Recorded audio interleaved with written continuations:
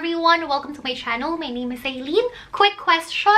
Okay ba yung apple cider vinegar sa intermittent fasting during 16 hours na hindi kakain? Yes, pwede po tayong uminom ng apple cider vinegar during fasting. Pero depende sa kung ano yung ihahalo mo sa apple cider vinegar. Kasi during fasting, bawal tayong mag-consume or bawal tayong uminom ng kahit na ano na merong calories.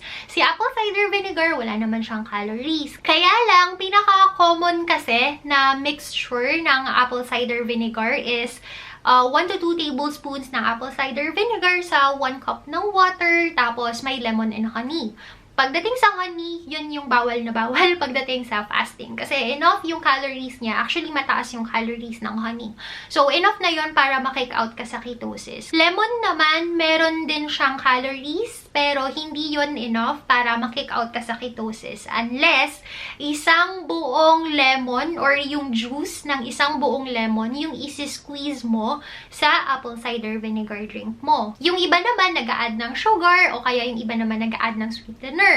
Kung ganon yung mixture ng apple cider vinegar drink mo, then bawal po yun. Hindi mo po siya pwedeng inumin during fasting. Pwede mo siyang inumin during feasting basta hindi ka nag-low carb diet or nag-keto diet. Kasi yung honey, bawal rin yun sa low carb at saka sa keto diet. During fasting, kung gusto mong uminom ng apple cider vinegar, ang gagawin mo lang is 1 to 2 tablespoons ng apple cider vinegar na nakahalo sa 1 glass ng water.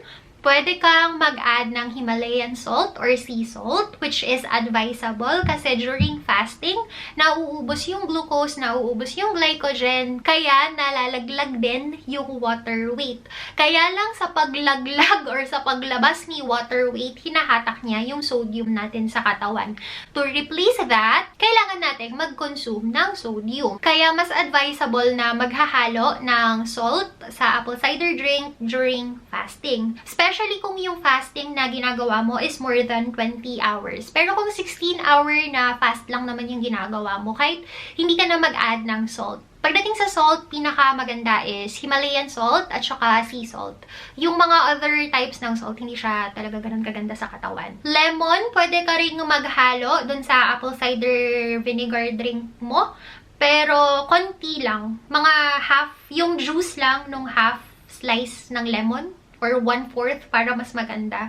Kasi, ayun nga, tulad ng sinabi ko kanina, kapag yung juice ng isang buong lemon yung ihalo mo dun sa apple cider vinegar drink, magiging enough na siya para ma-kick out ka sa ketosis. If you have any other questions pagdating sa intermittent fasting or sa pag-inom ng apple cider vinegar, ilalagay ko sa description yung link ng mga videos na ginawa ko previously about those topics. So, thank you so much for watching and have a good day. Bye!